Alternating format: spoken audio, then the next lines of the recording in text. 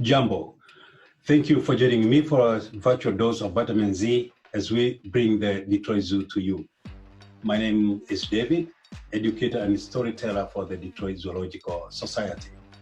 Today, I'm bringing to you a story about which is from West Africa, and this tale is retold by Verna Aldema. On the banks of the river one day, the mosquito buzzed over to the iguana and decided to tell a fib just for fun. My dear scaly friend, today I saw a man lift an elephant and carry him across the river. The mosquito said, buzzing around and around the iguana's head, repeating his tale and over again. But the iguana had no desire to listen to the mosquito's constant fibbing and instead chose to cover his ears with leaves. He proceeded on his day as the mosquito laughed at the lie he had told. The iguana passed his friend, the python, who went to greet him. "Hello, iguana, how are you today?" But the iguana made no noise, for his ears were still covered. This worried the python, who thought perhaps iguana intended to play a prank on him. If he is going to trick me, then I must flee to avoid the embarrassment. The python slithered around the back of a tree and proceeded to climb. But the sight of this python charging up the tree worried the monkey, who knew the threat a snake in a tree could pose. If this python is indeed here to eat me, I must flee to another.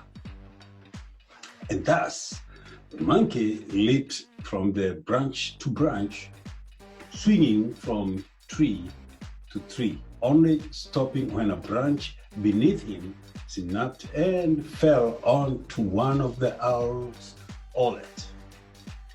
The branch hit the owlet's head and hurt him quite badly. The owl heard her children's cries and flew away from her hand to take care of him. She abandoned her job as the bird whose call set the moon away.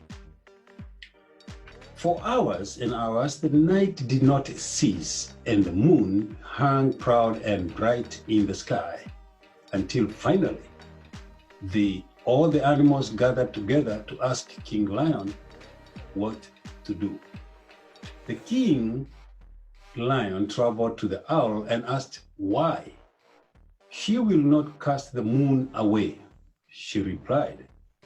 "I will not do so until Monkey apologizes for hurting my child." So King Lion traveled to the monkey, who said, "I will not apologize for that until Python apologizes for trying to eat me." So King Lion traveled to the python, who said, "I did not try to eat him. I fled to the trees to avoid iguana's prank. I will apologize only when iguana does so to me first." So King Lion found iguana, who still covered their ears with leaves, and asked why he had chosen to prank the python. "I was not going to prank him," said the iguana. "I ignored him because mosquitoes' lies annoyed me, forcing me to cover my ears. Though I blame mosquito, I will still apologize to my friend python." This brought a hearty laugh to King Lion, but even more than that, it was enough for the owl, who let out a loud screeching cry that drove the moon back below the horizon. King Lion then decided to punish the mosquito rightfully. For his lies, the mosquito would now travel around the humans and express his guilt, buzzing in their ears, being swatted away. This is why the mosquito buzzes in our ears. What does that story tell us? Does it have a moral? Well, I believe it does. For my case, I lay my case that this teaches us, first of all, mind your own business. You know, if you find others busy doing their work, please do not disturb them.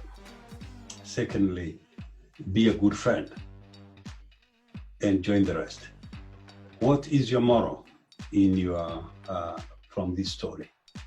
For this and more stories, please join the Detroit Zoo website. That is detroitzoo.org, and Facebook Live. Kwaheri and goodbye.